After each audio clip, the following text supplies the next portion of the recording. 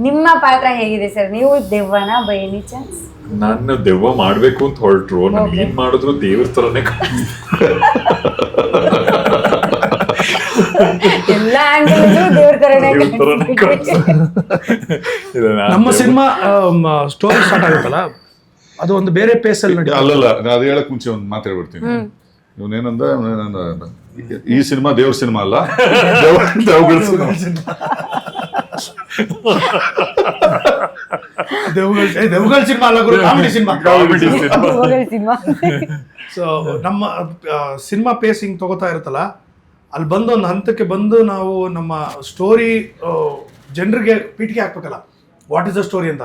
ಅಲ್ಲಿಗೆ ಬಂದ್ಮೇಲೆ ಕಾಮಿಡಿ ಅಂತ ಶುರು ಆಗೋದೇ ಇವ್ರ scene. Okay. GST take off scene ಕಾಮಿಡಿದು ಇವ್ರದೇ. ಅಜ್ಜ ಇದೆ. So over all cinema comedy expect ಮಾಡಬಹುದು ನಾವು. ಸಿಚುವೇಶನಲ್ ಕಾಮಿಡಿ ಇದು, ಓನ್ಲಿ ಸೆಪರೇಟ್ ಟ್ರ್ಯಾಕ್ ಏನು ಇರಲ್ಲ. ಎಳ್ಕೊಂಡು ಹೋಗ್ತಾ ಇಡೀ ಸಿನಿಮಾ ಬರೀ ಕಾಮಿಡಿ, ಬರೀ ಕಾಮಿಡಿ, ಕಾಮಿಡಿ, ನಗೆಯ ಮೆರವಣಿಗೆ ನಮ್ಮ GS. ವಾವ್, ಒಳ್ಳೆ ಲೈನ್. ಅಂಡ್ ಇನ್ನೊಂದು ನಂಗೆ ಆಶ್ಚರ್ಯ ಅಂತ ಅನ್ಸಿದ್ದು, ನಮ್ ಹೀರೋಯಿನ್ ಹೆಂಗ್ ಕ್ಯಾಚ್ ಮಾಡಿದ್ರಿ? ಯಾಕಂದ್ರೆ ಚೂಮಂತರಲ್ಲೂ ಅದು ದೇವದ ಫಿಲ್ಮ್, ನನಗೆ ಗೊತ್ತಿಲ್ಲ. ಕಾಮರೋ 2 ನಲ್ಲೂ ದೇವದ ಫಿಲ್ಮ್, ಇದು ಅದೇ ದೇವಗಳಿಗೂ ಅವಳಿಗೆ ಆಗ್ಬರುತ್ತೆ. ಹ್ಯಾಟ್ರಿಕ್ ದೆವ್ವ. ಇಲ್ಲ, ತಲೆಯಲ್ಲಿ ಇರಲಿಲ್ಲ ನಂಗೆ. ಆಕೆ ತುಂಬಾ ವರ್ಷದ ಪರಿಚಯ, ಒಂದು 5-6 ವರ್ಷದ ಹಿಂದೆ ನನಗೆ ಪರಿಚಯ ಆಗಿದ್ದು. ಆಮೇಲೆ ನನಗೆ ಈ ಸಿನಿಮಾದಲ್ಲಿ ನಾನೇ ಹೀರೋ ಆಗ್ತೀನಿ ಅಂದಾಗ ನನ್ನ ಹೈಟ್ಗೆ ಮ್ಯಾಚ್ ಆಗಬೇಕು ಅಂತ ನಾನು ಯೋಚನೆ ಮಾಡ್ತಾ ಇದ್ದೆ. So she has a very good height. So ಅದು that was one factor. And phone ಮಾಡ್ಬಿಟ್ಟೆ, ಪಿಕ್ಚರ್ ಮಾಡ್ತೀನಿ ಅಂದ ಅಂದ್ಲು. ಅವಳಿಗೂ ಕತೆ ಹೇಳಿಲ್ಲ, ಏನಿಲ್ಲ. ಪಿಕ್ಚರ್ ಮುಗಿಯೋವರೆಗೂ ಅವಳು ಗೊತ್ತು ಏನಾಗುತ್ತೆ ಈಗ ಈ ಸೀನ್ ಆದ್ಮೇಲೆ ಅಂತ. ನೀವು ಸುಮ್ಮನೆ ಶೂಟಿಂಗ್ ಮಾಡ್ಬಿಟ್ಟು ಹೋಗೋದು. ಸೊ ಹಾಗಾಗಿ ಶರತ್ರಿಗೂ ಕತೆ ಹೇಳಿಲ್ಲ, ಯಾರಿಗೂ ಕತೆ ಹೇಳಿಲ್ಲ. ಹೆಂಗೆ ಸರ್ ಇದು ಗೊತ್ತಿಲ್ಲ ನನಗೆ. ಅದು ಅರವಿಂದ್ ಸರ್ ಅದನ್ನೇ ಹೇಳಿದ್ರು, ನಂಗೆ ಕತೆ ಕೇಳೇ ಇಲ್ಲ, ಒಪ್ಕೊಂಡ್ಬಿಡಿ. ಗಿರಿ ಸರ್ ಅದೇ ಹೇಳಿದ್ರು, ಯಾರಿಗೂ ಕತೆ ಹೇಳಿಲ್ಲ ನಾನು. ಅದು ಸೃಜನ್ ಮೇಲಿನ ನಂಬಿಕೆ, ಅಪಾರವಾದ ನಂಬಿಕೆ. ಇಲ್ಲ, ಬಟ್ ದಟ್ 2 years ಆಫ್ ಕತೆ ಮಾಡಿರೋದು. ಅಂಡ್ ಕತೆ ಎಲ್ಲ ರೆಡಿ ಆದ್ಮೇಲೆ, ಸ್ಕ್ರೀನ್ ಪ್ಲೇ ಎಲ್ಲ ಮುಗಿದು ಫಸ್ಟ್ ಡೈಲಾಗ್ ವರ್ಷನ್ ಬಂದ್ಮೇಲೆ 7 ತಿಂಗಳು ತಗೊಂಡಿದ್ವಿ ನಾವು, 7 months ಕರೆಕ್ಷನ್ಗೆ. ಕೆಲವು ಈ ತರದ ಸಿನಿಮಾಗಳಿಗೆ ಪ್ರಿಪರೇಷನ್ ಇರಬಾರ್ದು, ಟೈಮಿಂಗ್ ಬಹಳ ಮುಖ್ಯ ಆಗ್ತದೆ. ಅದರಿಂದ ಒಬ್ಬ ಆಕ್ಟರ್ಗೆ ಮೊದಲೇ ಫೀಡ್ಬ್ಯಾಕ್ ಕೊಟ್ಬಿಟ್ರೆ ಅವ್ನು ಬೇರೆ ರೀತಿಯಲ್ಲಿ ತಯಾರಾಗ್ಬಿಡ್ತಾನೆ. ಅದಕ್ಕೆ ಇಲ್ಲಿ ಇವ್ರು ಬಳಸಿರೋ ಟೆಕ್ನಿಕ್ ಏನಪ್ಪಾ ಅಂತಂದ್ರೆ, ಯಾರಿಗೂ ಹೇಳ್ದಲೇ ಇರೋದು, ಅಥವಾ ಯಾರೋ ಕೆಲವ್ರಿಗೆ ಮಾತ್ರ ಹೇಳಿ ಇನ್ ಕೆಲವ್ರಿಗೆ ಹೇಳ್ದಲೇ ಇರೋದು. ಸೊ ನಮಗೆ ಅದು ಹೇಳಿಲ್ಲ, ಯಾಕಂತಂದ್ರೆ ನಾವು ಮಾಡ್ತಿರೋದೇ ಬೇರೆ ತರದ ರೋಲ್ಗಳು. ಇನ್ನ ಅದ್ರ ಮೇಲೆ ವರ್ಕೌಟ್ ಮಾಡ್ಬಿಡೋದು, ಪ್ರಿಪೇರ್ ಆಗ್ಬಿಡೋದು ಎಲ್ಲ ಮಾಡ್ಬಿಡ್ತೀವಿ. ಸೊ ಅದನ್ನ ಬ್ರೇಕ್ ಮಾಡ್ಲಿಕ್ಕೆ ಆ ಟೈಮಿಂಗ್ ಬಹಳ ಮುಖ್ಯ. ಅಲ್ಲಿ ಟೈಮಿಂಗೇ ಹೀರೋ ಒಂಥರ ಈ ಕತೆಗೆ. So I think that has worked out, ಅವರ ಶೈಲಿ ಅದು. ಹಂಗಾದ್ರೆ ಶರತ್ ಸರ್ದು ನ್ಯಾಚುರಲ್ ಕಾಮಿಡಿ ತರನೇ ನೋಡ್ಬೋದು ನಾವ್ ಇವಾಗ, ಹಂಗಾದ್ರೆ ಅಲ್ವಾ? ಪ್ರಿಪರೇಷನ್ ಇಲ್ದಿರೋ ಕಾಮಿಡಿ ಇದು. ನಾವು just we have followed what ಅವರ ಇನ್ಸ್ಟ್ರಕ್ಷನ್ಸ್. ಆಮೇಲೆ ಒಂದು ಹೆಂಗೆ ಇಂಪ್ರಾಂಪ್ಟು ಆಯ್ತು ಅಂತಂದ್ರೆ, ಫಸ್ಟ್ ಡೇ ಶೂಟಿಂಗ್ ಯಾವುದೋ ಒಂದು ಪ್ಯಾಚ್ ವರ್ಕ್ ಆಯ್ತು. ಇನ್ನೊಂದು ದಿನ ಶೂಟಿಂಗ್ ಹೋಗ್ಬೇಕಾದ್ರೆ ರವಿಶಂಕರ್ ಇಂಟ್ರೊಡಕ್ಷನ್, ಶೋಭರಾಜ್ ಇಂಟ್ರೊಡಕ್ಷನ್, ಇಬ್ಬರದು ಇಂಟ್ರೊಡಕ್ಷನ್. ಅಂಡ್ ಶೋಭಿನ ಹೆಂಗ್ ತೋರಿಸ್ಬೇಕು ಅನ್ನೋದ್ರ ಬಗ್ಗೆ ಯೋಚನೆ. That I had clarity, because ನನಗೆ ಯಾವ ಥರ ಮಾಡಬೇಕು ಅದು ಇದು ಅಂತೆಲ್ಲ ಪ್ಲಾನ್ ಮಾಡಿದ್ವಿ. ರವಿಶಂಕರ್ನ ಹೆಂಗ್ ತೋರಿಸ್ಬೇಕು ಅನ್ನೋದ್ರ ಬಗ್ಗೆ ನನಗೊಂದು ಸ್ವಲ್ಪ ಪ್ರಾಬ್ಲಮ್ ಇತ್ತು, ಹೆಂಗ್ ಮಾಡಲಿ ಏನು ಮಾಡಲಿ ಅಂತ. ಸೊ ಕಾರಲ್ಲಿ ಯೂಶಲಿ ನಾನು ಏನು ಮಾಡ್ತೀನಿ, ದೂರ ಹೋಗಬೇಕು, ಟ್ರಾಫಿಕ್ ಜಾಸ್ತಿ ಇದ್ದಾಗ ಒಂದು ದಿಂಬಿಂಗ್ ಇಟ್ಕೊಂಡು ಮಲ್ಕೊಂಡ್ಬಿಡ್ತೀನಿ.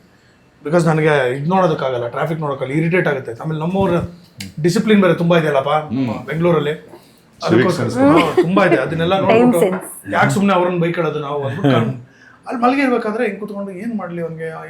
ಆಮೇಲೆ ಅವನೊಂದು ಸಪ್ರೇಟ್ ಒಂದು ಇದಿದೆ, ಅವನು ಡಾಕ್ಟರ್ ವಿಠಲ್ ರಾವ್ ಕ್ಯಾರೆಕ್ಟರ್ ಇದೆ.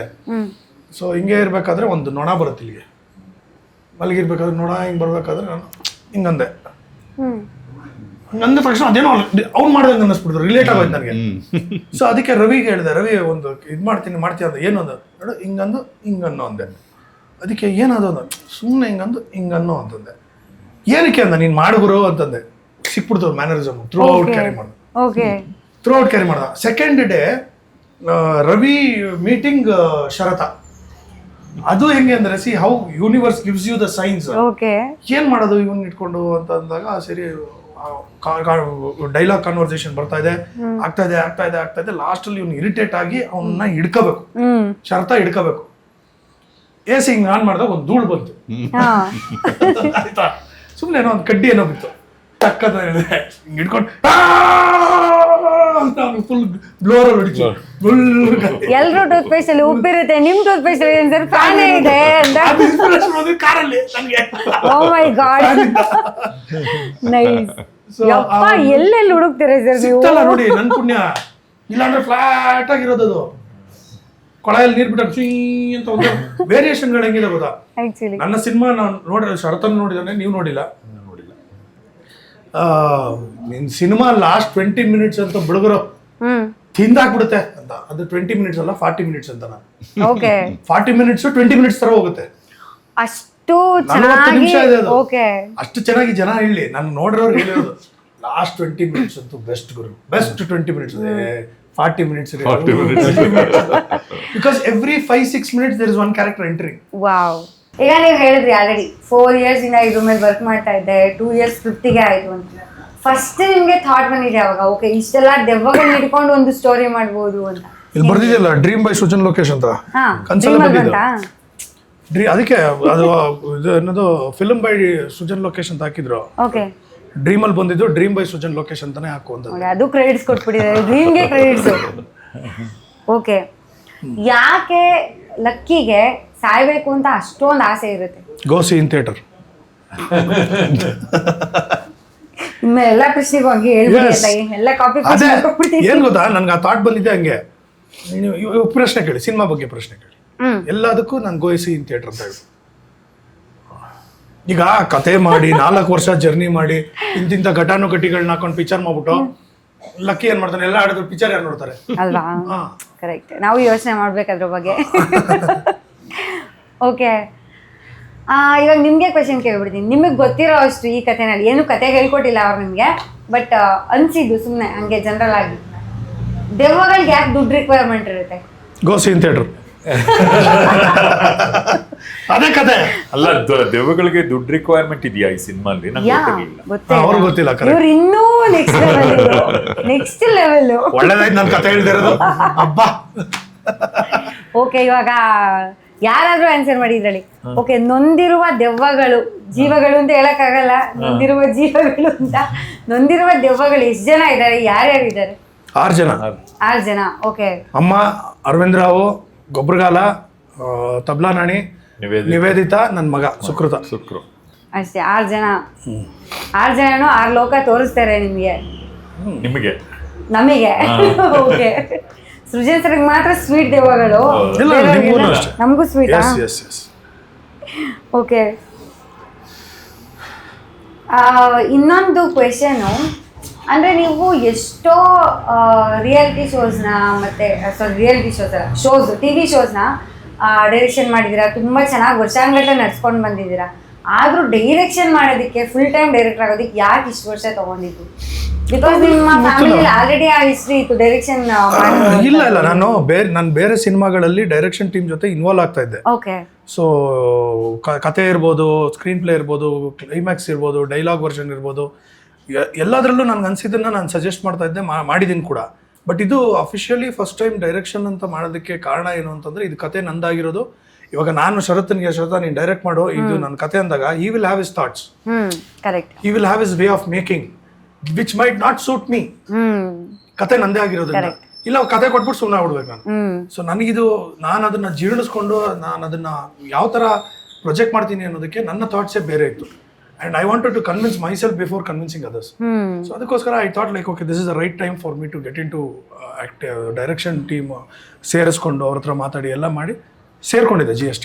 ಓಕೆ ಸರ್, ಇವ್ರು ಇವಾಗ ಹೇಳಿದ್ರು ನನ್ನ ಡ್ರೀಮಲ್ಲಿ ಬಂದಿದ್ದ ಕತೆ ಇದು, ಅದಕ್ಕೆ ಹಂಗೆ ಮಾಡಿದೆ ಅಂತ. ಯೂಶಲಿ ಮಲ್ಕೊಂಡು ಅಂದರೆ ಡ್ರೀಮೆಲ್ಲ ಆದಮೇಲೆ ಎದ್ರೆ ಎಷ್ಟೊಂದು ನೆನಪೇ ಇರಲ್ಲ, ಅರ್ಧಂಬರ್ಧ ಆಗಿರುತ್ತೆ.